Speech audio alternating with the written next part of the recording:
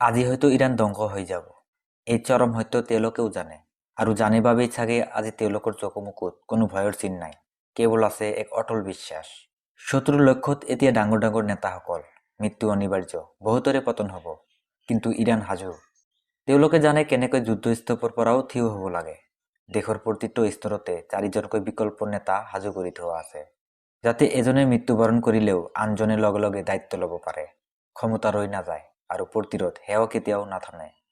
তেওঁলোকে জানে যে মৃত্যু নিশ্চিত, তথাপিও তেওঁলোকে ক্ষমতাশালী অন্যায়ৰ ওচৰত মূৰ্ণত নকৰে। এইটোৱেই চাগে তেওঁলোকৰ আটাইতকৈ ডাঙৰ অপৰাধ। ইতিহাস সাক্ষী আছে, গোটেই পৃথিৱী এক হৈও এই দেশখনক কেতিয়াও ভাঙিব পৰা নাই। অৱৰোধ আহিছে, ভাবুকি আহিছে, ব্যৱসায় বাণিজ্য বন্ধ কৰি দি অৰ্থনৈতিক চেপি ধৰা হৈছে, কিন্তু একোৱেই কামত অহা নাই। তেওঁলোকে কেতিয়াও আঁঠুকৰোৱা নাই আৰু আজিও নকৰে।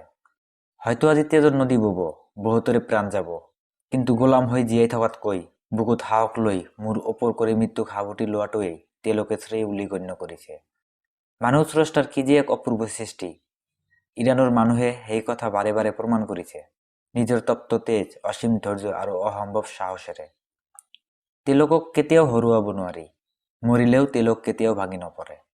بعد از عمری مجاهدت حسینی و دائمی و خستگی ناپذیر، روح بلند و ملکوتی کوه نستوه ولایت، پدر مهربان امت، رهبر و امام مسلمین، حضرت آیت الله العظما سید علی حسینی خامنه ای در راه سربلندی حرم جمهوری اسلامی ایران شهد گوارای شهادت را نوشیدند و به ملکوت اعلی پیوستند.